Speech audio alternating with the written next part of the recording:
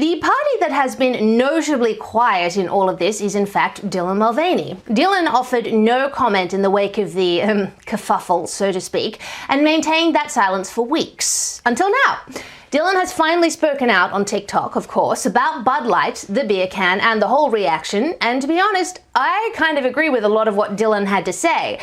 Let's watch this, but in stages, because it's quite a long statement for TikTok. Hi. One thing I will not tolerate people saying about me is that I don't like beer, because I love beer and I always have.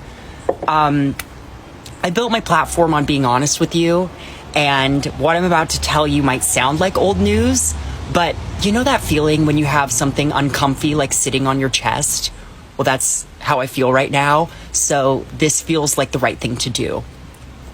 I took a brand deal with a company that I loved, and I posted a sponsored video to my page. And it must have been a slow news week, because the way that this ad got blown up, you would have thought I was like on a billboard or on a TV commercial or something major. But no, it was just an Instagram video. Okay, this is disingenuous of Dylan. Dylan is not stupid and would be aware of just what a force social media is when it comes to not just advertising, but also news media and the online culture war. Dylan has nearly 2 million followers on Instagram and millions more on TikTok, and probably millions more again who watch but don't follow. A large-scale social media influencer like Dylan, particularly one who has attracted such controversy, is just as consequential as a TV commercial or a billboard, possibly more so when you consider that Dylan's critics are also always on the lookout for something to comment on, guilty, as well as Dylan's fans, all of which, as I mentioned, Dylan would know. And the wildest part is that they also sent me one can with my face on it. You might have seen it. And funny story, I had the can around my house, but then I realized, wait, I need to protect this can. So I hid it somewhere, and now I can't find it because I hid it so well. But when I do find it, I feel like it needs to go in a museum, preferably behind bulletproof glass. And you might be thinking, Dylan, why bring it up now?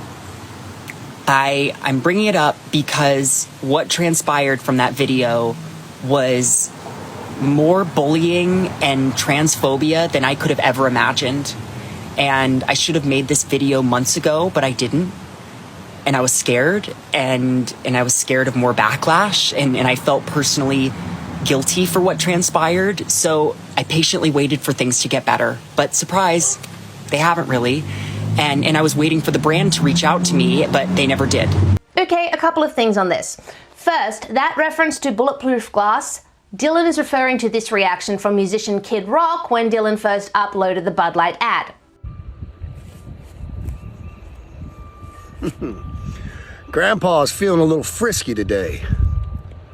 Let me say something to all you and be as clear and concise as possible.